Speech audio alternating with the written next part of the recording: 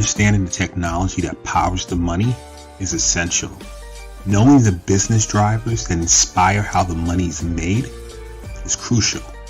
Bridging the gap between the mind of the technologist and the mind of the business is monumental. That is what TBF is all about. Let's start this never-ending conversation. It's time.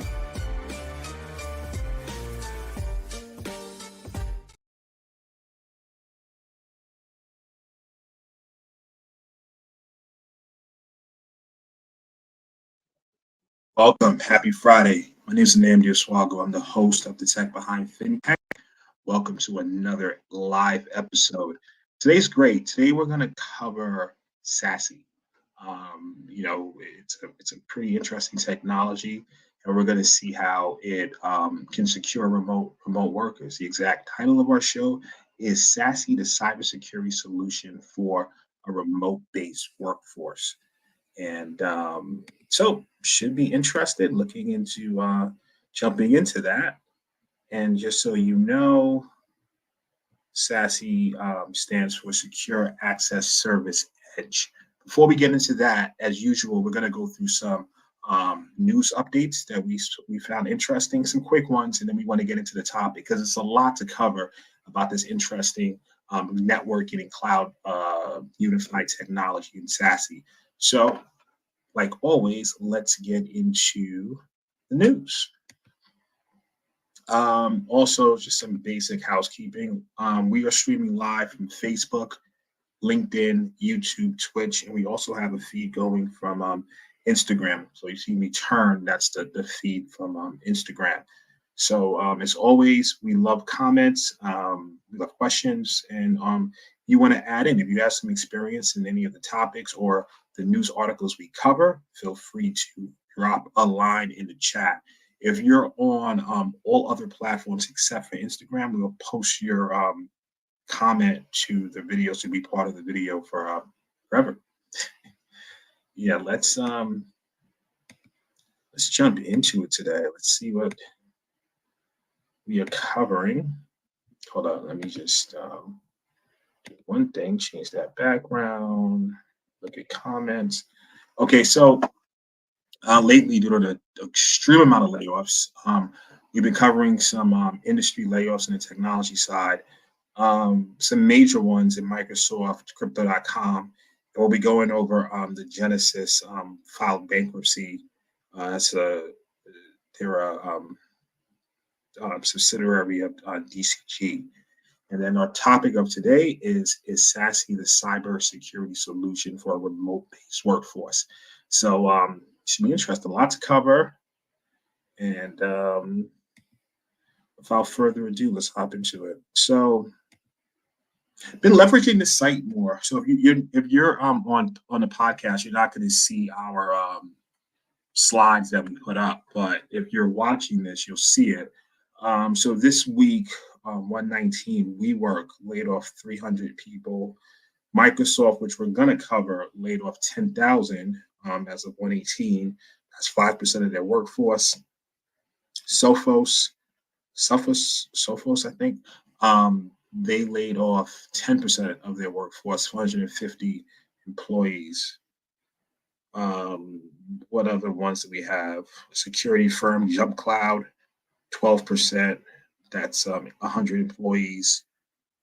Hootsuite, it's marketing. They laid off 7% of their workforce, so 70 employees. Naya, finance, 20% of their workforce. And it looks like a transportation company, British Volt in London, totally shut down. They laid off 100% of their workforce. So those are the things going on. Let's jump into Microsoft. So a couple of key things here, right? They announced Wednesday that laying off 10,000 workers is part of an effort to cut costs to cut costs. The layoffs impact roughly 4.5% of Microsoft's 221,000 total employees. The cuts are expected to be completed in Microsoft's fiscal Q3, which ends March 31st. The layoffs will result in a $1.2 billion charge, representing minus 12% per 12 cents per share. In October of last year, they shut it around 1,000 jobs. And in July of last year, they laid off approximately 1% of their workforce. So just an interesting stat, right? According to research from Gartner, PC shipments declined by 28.5% in the fourth quarter of 2022. That's the largest decline since the company began tracking shipments in the mid 90s. So this is that's huge. So a quote from the CEO: "These are the kinds of hard choices we have had to make. We have made throughout our 47-year history to remain a consequential company in this industry that is unforgiving to anyone who doesn't adapt to platform shifts." This is the news on Microsoft. Let's move on. So crypto.com, crypto company, they are laying off 20% of their workforce, citing unforeseeable industry events. So, I mean, we know, obviously, everyone's talking about it. You see, the crypto industry hammered from multiple issues, whether it's obviously the general macro economy, or you see them hammered because of, last year was Luna, the fall of Luna, now FTX scandal, which a lot of companies were connected to.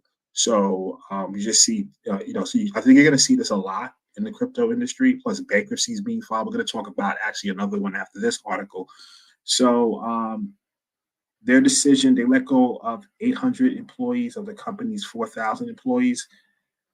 They say despite an ambitious growth at the start of 22, which saw them amass 70 million users, that trajectory changed rapidly with the confluence of negative economic developments. The firm cut around 250 jobs last July in the face of a macroeconomic downturn. We just talked about that. And they didn't account for the recent collapse of FTX. So you'll see that a lot. FTX, that fall plus the general macro economy impacted many crypto firms. So another one we're going to jump into is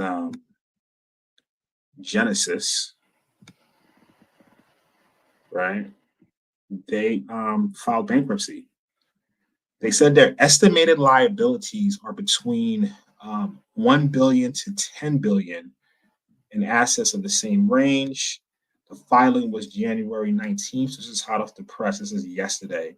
In a press release, Genesis said that they've been engaged in discussions with its advisors to its creditors and corporate parent company, Digital Currency Group, DCG, to evaluate the most effective path to preserve assets and move the business forward. They also claim to have more than 150 million in cash on hand that it believes will provide ample liquidity to support its ongoing business operations and facilitate the restructuring process. So it's also important to note, so it's different divisions of, it's different divisions of Genesis, and it was one division that is actually not going to be impacted. So they're saying that the derivative, spot trading, broker-dealer, and custody businesses of Genesis are not part of Chapter 11 proceedings and will continue operation according to the firm. Let me just do one thing real quick. All right. Sound is off. All right. Just so you know, right, let's kind of jump into this. I think the Genesis bankruptcy, that's going to be another big blow to the market. So Genesis is a pretty huge market maker in the crypto market. They provide single point of access for digital asset markets. They launched their OTC Bitcoin trading desk in 2013. And that's early in this crypto world, which is really young. Since then, they've grown to facilitate billions in monthly digital currency trades, loans, and transactions. The Genesis OTC digital asset trading firm is regulated as a securities broker dealer with SEC and FINRA. They have a lending arm. They lend and borrow digital assets and tap into alternative liquidity for hedging, speculation, and working capital needs for their institutional funds and market makers. There's a custody section, custody assets utilizing the latest breakthroughs in secure cloud and secure code storage and MPC hybrid technologies. And they have a comprehensive support of institutions worldwide. Genesis has counterparty relationships in over 50 countries around the globe. They combine unmatched liquidity and expertise with strong regulatory compliance. So it's important to know what's going on here and how this will possibly impact the general crypto market. All right, I have someone posting something that is some type of spam or something like that. So we will not post that comment to the general public. It's on Twitch. All right, so let's move on to the topic of the day. So the topic of the day is SASE, the cybersecurity solution for a remote-based workforce. Okay, see some people join on Instagram, waving. Family, cousin Stanley, welcome. Thanks for joining the show today. All right, so SASE. So you know what, guys? It actually, I have a confession to make. So when I first, this is like when I saw this term before, but didn't really dive into it. For researching the show, obviously, I had to dive into it to get some information for the show so I could present to you guys. I couldn't pronounce this thing. I was like, how do you pronounce it? SASE. It's actually pronounced SASE. Would not have guessed that, but it stands for Secure Access Service Edge. That's what the acronym stands for. So, you know, it covers many things because it's a combination of combining your network components and also security components in the edge endpoints and things of that nature to fully effective create a unified security environment. So, you know, so there's, oh, we jumped ahead a little bit too far. So there's multiple components to it, but what we want to focus on, right? Since 2020, that was a shift in the market in terms of employee workforce.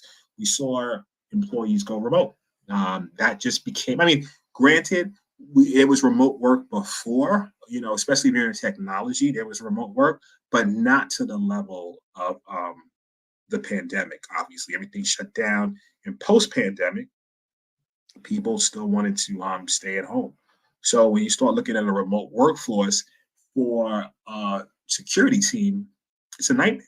All right, it poses additional risk, especially the guys in 2020 who had to literally overnight come up with some sort of security strategy. So, you know, in order to do this, what you start doing is you usually buy you get different vendors to help out, right? So that then they start looking at their security stacks. They start adding tools and tools and tools to secure it. So you need to you need the security tools, you need your networking tools, you need so forth and so forth. And there's different things: firewalls, CASBs, secure gateways. It goes on and on. So, you know, but let's talk about the risk in terms of some of the challenges that was faced in securing this environment. Challenge number one, right? You're dealing with home networks. These networks are probably insecure. You have no way of managing it. It's someone's house, so you don't know what type of security that they have there, but they obviously accessing corporate devices in the corporate network to you know, from their home. So they could be insecure. Phishing. You have no clue what people are clicking on in the comforts of their own home, as you know, especially when they start using personal devices to access corporate resources and so forth. Shadow IT. So the term shadow IT basically means you're installing apps that are not approved by your corporation or your infrastructure security teams. I mean, people do this, right? People want to figure out ways to work faster, be more nimble. So they're like, oh, this app can help me do my job better. Problem is, if the apps are not fully vetted, they might have their own set of issues. That may introduce additional security risk. And not to mention, right, you mail an employee or contractor device, right, to do work like a laptop, and they lose it, right? So that's also, you've seen that happen too. Lost devices result in breaches. And then we start talking about data leaks. It's another thing, right? It's unintentional. It's not like, someone's in your trying to scheme on your data and send it somewhere, but as they use unsanctioned or unapproved cloud applications to start sending things, they leave the data at risk. And whether passwords are not strong or so forth. So all these are like challenges that are faced by your infrastructure and security teams. It's like, wow, we have now people working, accessing resources, but they're not in the perimeter. So when we talk about the perimeter, usually it's all right. I'm going into an office. I have some sort of virtual private network. I have firewalls. It's a perimeter. I'm inside the corporate network. Now that perimeter has extended, right? Because to different states, different places, different regions, even sometimes different countries. I know people who use the remote working opportunity to actually bounce to another country, right? And it's, if they're going to work remote, just as long as they do their work, they could be anywhere in the world. So now your perimeter has extended. So these are challenges. Let's introduce SASE. So, it's a very interesting concept. Gartner came out with it in 2019. And what it does, it combines all of these different resources that you would normally purchase individually and try to get them to all work together. It combines it in one solution. So it's a very interesting concept. And we talk about your difference, your cloud network management, your encryption, decryption, bandwidth optimization, DNS protection. Just going down the list. Um, you know, Aspects of a virtual private network. Button clicking today. Your CASBs, your security gateways, your web application firewalls, your network firewall. So imagine all these different security services combined in one solution. Seems it's a very because you talk about technology sprawl, you talk about having to work with different vendors, it eliminates that problem. So here are some. Let's kind of go through it. I took some notes from this whole thing, and let's go through it. Yeah. So like I mentioned, basically a holistic approach in terms of security. So you're not having to add different vendors because each of these services contains, usually you work with your own different vendors for that, right? So, we talk about a secure web gateway, right? SWG, right? It's a solution that enforces policies and screening for internet bound traffic and secure web gateway shields an organization from online security risk. Similar functionality when you're talking about CASB, Cloud Access Security Broker. It's a security solution that sits between the organization's users and their cloud-based services, such as software as a service application. So all these different devices and services are there to kind of insulate and protect the environment. But with the SASE solution, the Secure Access Service Edge, they're all part of one solution. So you're dealing with basically, one vendor. Kind of put out here. Why is this important to the fintech community, right? This helps financial institutions address the challenge of remote work and mobile banking by providing secure access to sensitive financial data and applications from any location. Additionally, it helps financial institutions to meet compliance and regulatory standards and reduce costs and improve network performance. As you start adding more appliances, your performance could potentially take a hit. So having a unified solution, theoretically, is the best way to go. So some benefits, right? The idea behind it, since now you're combining your network and security into one uh, unified approach, theoretically that should lower the investment in terms of, theoretically, like we have to get prices from certain vendors. It's relatively new, but the market is expected to drastically pick up in the next couple of years for this particular service, because it makes sense. Like, why would you want to go to, you know, 5 or 6 vendors if you could just narrow it down to one? Um, so the lower capital costs, right? So SASE delivers networking and security capabilities in the cloud with minimal hardware and software required on site or on user devices.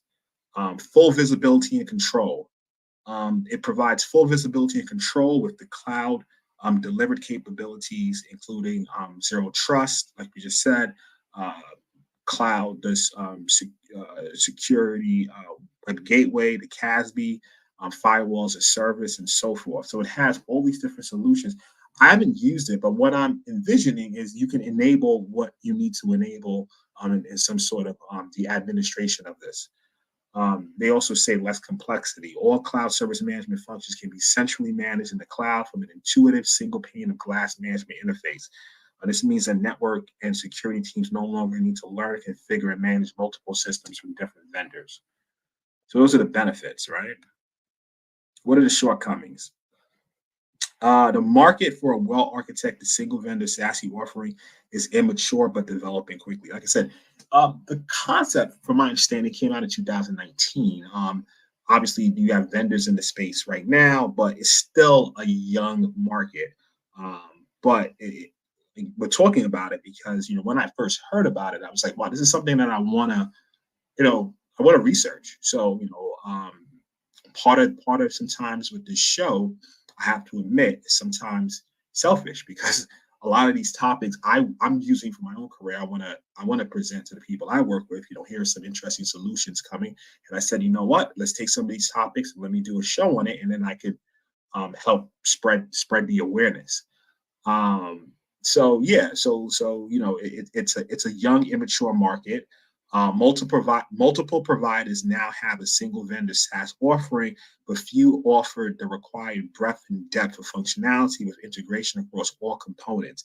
A single pane management plane. So I know, I don't want to necessarily promote any vendor per se, and this is just examples of vendors. And not, but I know Cisco has a solution. Palo Alto has a solution.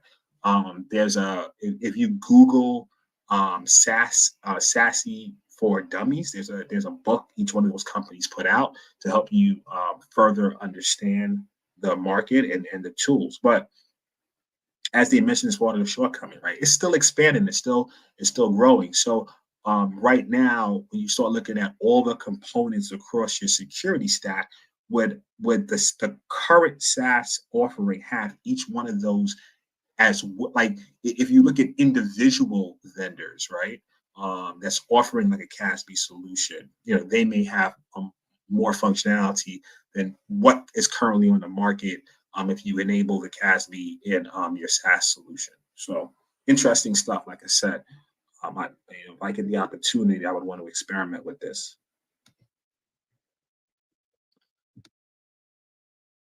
So what we want to do on the show is, we have two different sides. We have people that we talk to on the technology side, and we have people that we talk to on the business side that may not be as lower level in terms of deep technical focus, but we want to kind of provide takeaways for both. So from an executive takeaway, the benefit of a SASE is improved security posture, right? The SASE can help improve the overall security posture of an organization by providing a unified and secure solution for connecting users to cloud-based resources and applications, regardless of their location. This can help executives ensure that their company's sensitive data is protected and that their organization is compliant with regulatory requirements. It can also help executives have a better visibility and control of the network traffic and access that allows them to detect and respond to security incidents. So, I mean, in most cases, you'll be presented with some sort of report, but the reporting should be easily with these types of tools, with everything being connected, you should be able to get a report on the different network tracking. It can make your certain assessments and so from there. Technologist takeaway, right? The one key takeaway for technologists from SASE is the ability to improve the security posture, but also the unified solution. I mean, look, just some experience having to work with, it's a term like technology sprawl, especially for security tools. Having to work with like 10 or so vendors, man, it's like it starts to get a bit overwhelming. Then you need like a bigger team because what happens is certain people own certain tools or they lead certain tools. But if you have one general tool like this that could combine networking and security functionality, then you'll have the whole team in one tool. And now everyone can kind of start learning different parts of it and maybe become experts in different parts. But overall, we have like a general understanding as opposed to the knowledge being captured with one engineer, security engineer, and then another one has like 2 tools, and this guy has another 3 tools that they manage, and you have to kind of spread the knowledge and so forth. So having that unified approach extremely beneficial to a security team. Additionally, SASE applies security controls closer to the end user, which can help technologists improve the overall security posture of the organization, ensuring sensitive data is protected and compliant with regulatory requirements is met. This can help technologists to have a better visibility and control over network traffic, over network traffic and access, and allows them to detect and respond to security incidents more effectively, helping to prevent data breaches and other security incidents that can harm the company's reputation and bottom line. So let's go right here.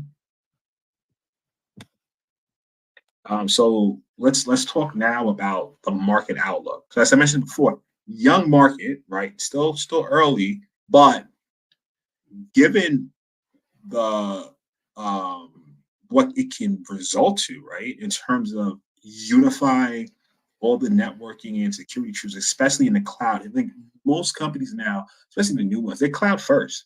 And if they're not, they're migrating to the cloud. So having that perspective, getting that unified approach is huge. It's just about can the current where we're currently at with the SASE solutions, do they meet the mark? That's really the question. It's like, are they doing a good job on it? Like, can they effectively, you read the research and you read the marketing material, it sounds wonderful. Every single vendor, when you read their marketing material, it sounds great until you get the tool and you're like, oh my God, it's not quite what the sales guy said. So it will be interesting to experiment and dive deep. But current market outlook, right? By 2025, so we got 2 years on that. 80% of enterprises will have adapted a strategy to unify web, cloud services, and private application access using a SASE architecture, up from 20% in 2021. So that's interesting because, like, if it works, I can't fathom a reason why you wouldn't want to migrate, right? So obviously you have these different vendors right now. You have to wait until contracts are up, but then you'll start the migration process afterwards. So sometimes some companies will just, depending on their budget, they'll buy a solution like this, and then they'll slowly start replacing the current vendors in their stack if this meets the mark. Now, granted, would you put depending on price and cost, would you put a SASE solution for a 10-person team that may not be might not have single sign-on enabled, and they figure out probably not, right? So I think this is going to be beneficial as you start looking at the enterprise, you start looking at single sign-on, you start looking at even startups, but with as employee numbers start really increasing, right? And we start leveraging, as the number of employees increase, you start looking at single sign-on, you start looking at especially shops with like Active Directory, like a Microsoft shop or so forth, then I think you'll start seeing the solution. I don't think it's at this stage. Smaller firms will, just starting it up, your MVP stage, or you're going to have a SASE solution. But it depends on budget and cost. But I don't see that right now.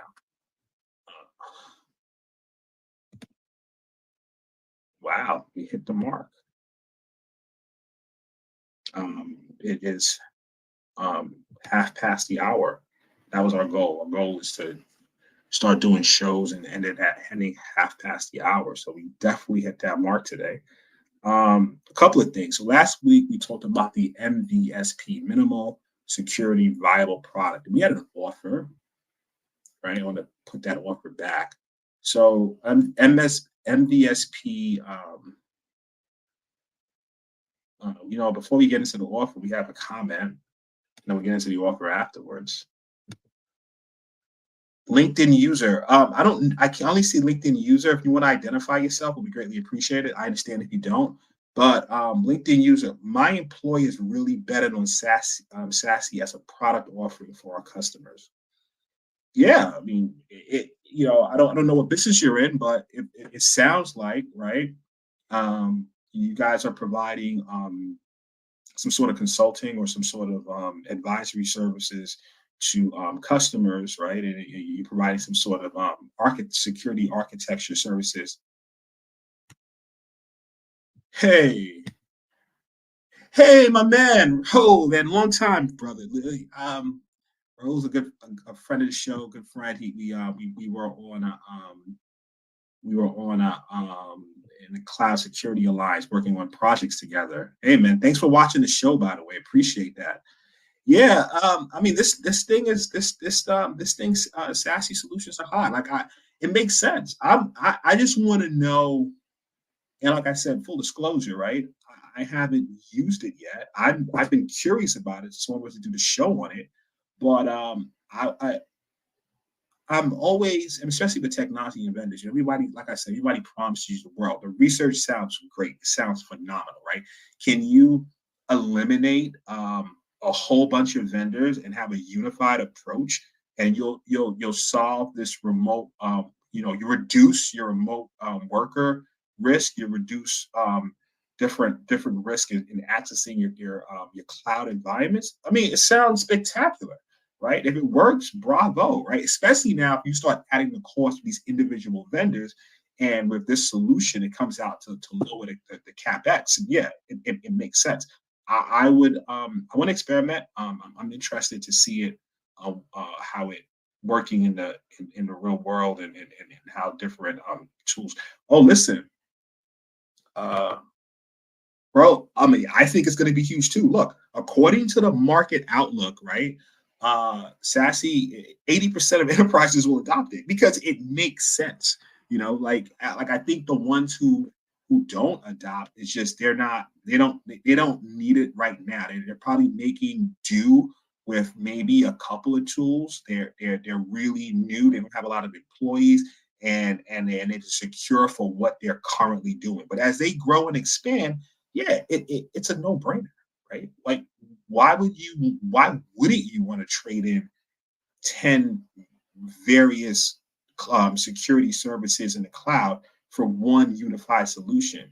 So it's just also just for, like, in terms of team size, right? I don't know how big your security team is, but if you have all these different tools, one person is not going to specialize in 20 different tools, right? So you're going to start splitting that up. So if you could have, a couple of people now on this tool, and it looks like it could really break and help bridge the infrastructure and the security teams together even closer than they are, because everybody's looking at the same tool and doing their analysis and pulling for whatever they have to pull. So 100% agree with you. I think it'll be huge. Yeah, you said the same thing I just said, right? You agree if it works, man, because we've been in this industry for a while, so we've seen, great marketing material that you get it in, you're thinking it's going to be wonderful, and it's not exactly what the sales people said it would be. But like I said, if it works, it works. And to everyone, like, a good resource, I downloaded it. It's free. You have to give your email or whatever. But Google SASE for Dummies, right? I think both Cisco and Palo Alto both have ebooks available for that. So don't pay for it. I mean, it's definitely free. You can definitely get it from there.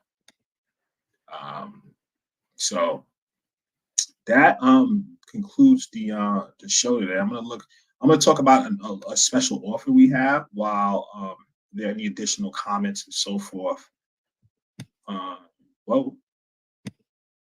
So last week we talked about this minimal viable security product, which is an expansion of MVP. It's basically a questionnaire that Google, Slack, Salesforce, Fanta, and a bunch of other companies came together to talk about a unified approach with vetting their vendors, since the majority of cyber risks is in the supply chain. So what we're offering, right, is a 2-month free access to an MVSP compliance automation tool until the end of the month. So January 31st, this offer is no longer. That's an offer from one of our sponsors. If you're interested in that offer, email Lisa at Strategic Generation. That's our automated email. You'll get a form to fill out, and then we'll take it from there. So that's a special offer, MVSP. If you don't have a compliance solution right now, and you're interested in just putting something in place, just look at your posture. That's a special offer that we're running this month. Listen, everyone, it's been a great show. Thanks for joining. Really appreciate it. Thanks for the comments. Raul, man, great. Thanks for great touching base, man. I haven't talked to you in a while. So it's good to see your name pop up. And to everyone else, right? Every Friday, 12 p.m. EST, we go live with the Tech Behind FinTech, topic after topic. So we'll be bringing you live shows every Friday, 12 p.m. EST. Go to the website. It'll be great if you can, drop your email so you're part of our email list. So techbehindfintech.com, and you can go to our website and you can drop your email and you'll be part of our mailing list, or you go to our YouTube channel and subscribe to our channel. So you just keep informed, keep abreast of what's going on. Really would appreciate that. To all the folks that joined on Instagram, thank you very much for joining. I'm going to wave to you guys right now. The website is pinned, techbehindfintech.com is pinned. So you guys can go to techbehindfintech.com and you can subscribe, join my mailing list, greatly appreciated, and so forth. All right. On that note, I wish everyone a wonderful rest of your day and a spectacular weekend. I'll catch you next week at 12 p.m. Cheers.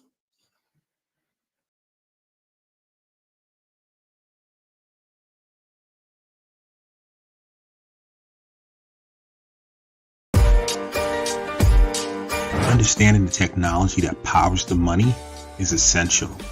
Knowing the business drivers that inspire how the money is made is crucial.